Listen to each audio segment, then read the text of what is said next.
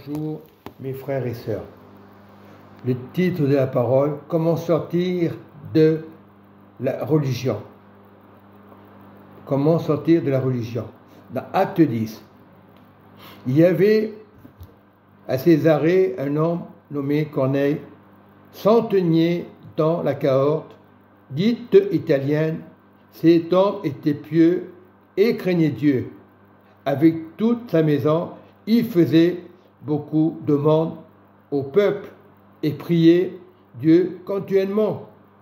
Vers la 9e heure, nous voyons du jour, il vit clairement dans une vision un ange de Dieu qui entra chez lui et qui lui dit « Corneille ». Les regards fixés sur lui, il saisit d'effroi. Il était choqué, c'est normal, et il répondit « Qu'est-ce Seigneur ?» Et l'ange lui dit « Tes prières et tes aumônes sans monter devant Dieu ont été exaucées. » Et il s'en est souvenu. Le Dieu se souvient de tout. Et pourtant cet homme était religieux. Mais c'était pour un cas particulier. Il fallait que Corneille connaisse la vérité. Envoie maintenant des hommes à Jopé, à faire et fait venir Simon, surnommé Pierre. Et il logeait chez un certain Simon, corroyeur, dans la maison et près de la mer. Dès que l'ange qui lui avait parlé fut parti, Corneille appela 2 de ses serviteurs et un soldat pieux d'entre ceux qui étaient attachés à sa personne, et après leur avoir tout raconté, il les envoya à Jopé. Je m'arrête là.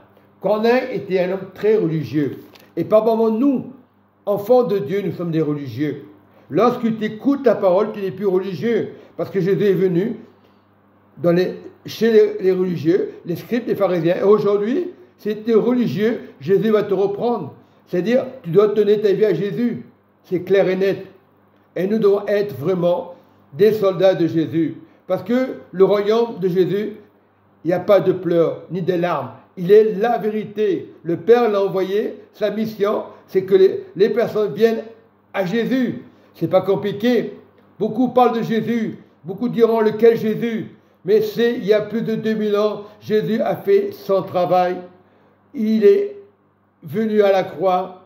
Il a accepté de souffrir pour toi et pour moi. Pour lui, ce n'est pas une souffrance. Tu dois porter la croix. La croix n'est pas lourde, mais nous sommes trop religieux. Ce n'est pas le fait de parler de la croix. L'alliance que Dieu a donnée au Fils, aujourd'hui, elle est devenue le sang parfait, l'agneau parfait. Et le sang de Jésus guérit. Tu ne vois pas. Dieu fait des miracles.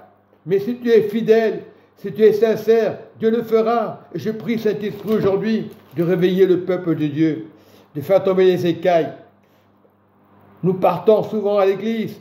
Nous sommes fidèles toutes les années, 10 ans, 20 ans, et rien ne se passe.